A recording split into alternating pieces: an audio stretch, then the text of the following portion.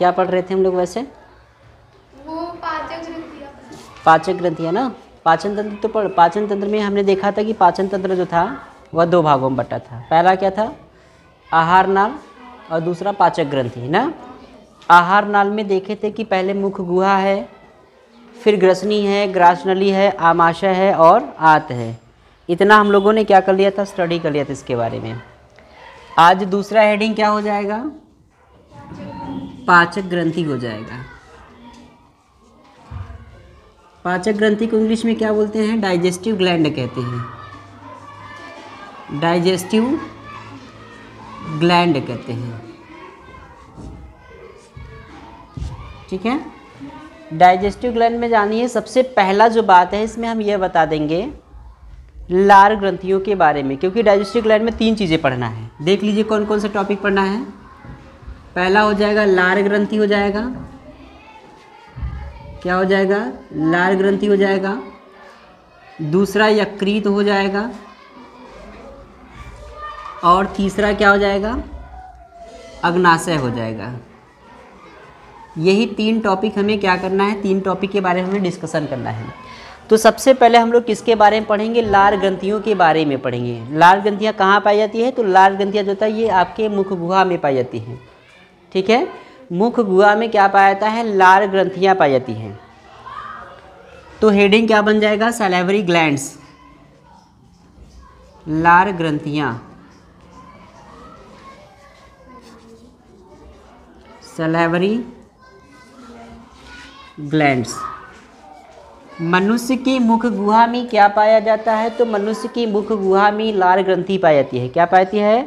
लार ग्रंथि पाई जाती है और इन लार ग्रंथियों से लार रस निकलता है या लार सिक्रीट होता है। सलाइवा क्या होता है? सिक्रीट होता है। अच्छा, मनुष्य के मुख में लगभग 1 से लेकर के 1.5 लीटर तक क्या होता है? लार निकलता है। कितना होता है? प्रतिदिन कितना निकलता है? 1 से 1.5 लीटर लार जो है ये डेली क्या होता है? इसमें सिक्रीट होता है, निकलता है। और मनुष्य के मुख गुहा में मनुष्य के जो लार होते हैं उस लार में क्या पाए जाते हैं? बेसिकली एक प्रकार का एंजाइम पाए जाते हैं। क्या पाए जाते हैं? एंजाइम पाए जाते हैं। और उन एंजाइम को क्या कहते हैं? टायलिन कहते हैं। क्या कह देंगे? टायलिन कह देंगे। और ये जो टायलिन नामक एंजाइम होता है, यह एंजाइम क्या करती है? तो यह एंजाइम मंड को माल्टोज में क्या करती है? तोड़ने का कार्य करती है। किसको किस में तोड़ती है? मंड को माल्टोज में तोड़ती हैं। बात तो समझ में आ रहा है कि नहीं आ रहा है? अब आपसे पूछा जाए कि बताइए लार ग्रंथियों से या लार में पाए जाने वाले एंजाइम का नाम बताइए। तो लार में पाए जाने वाले एंजाइम क्या हो जाएगा? टायलिन। इसका काम क्या होता है?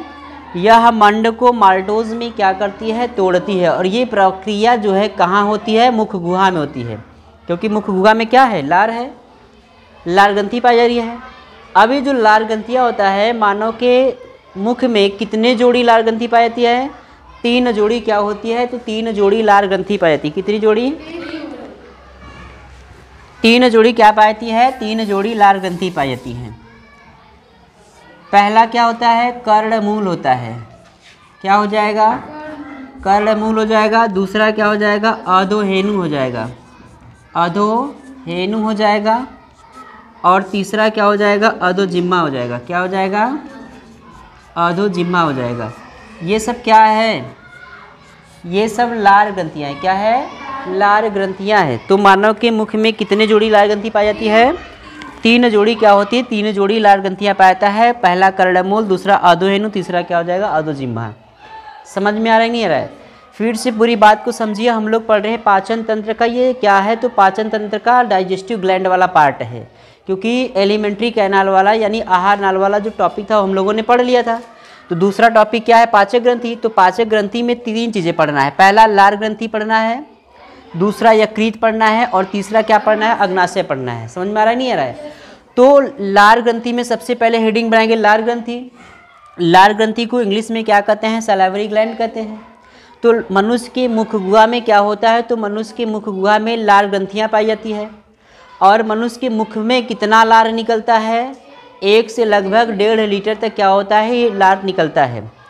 और उसके बाद लार में जो होता है एक प्रकार का एंजाइम पाया जाता है और उस एंजाइम को क्या कहते हैं, टाइलिन कहते हैं। क्या कहते हैं, टाइलिन कहते हैं। तो टाइलिन नामक एंजाइम जो होता है इसका काम क्या होता है, तो यह भोजन में उपस्थित यानी यह मंड को क्या करता है, तो यह मंड को माल्टोज में तोड़ने का कार्य करता है।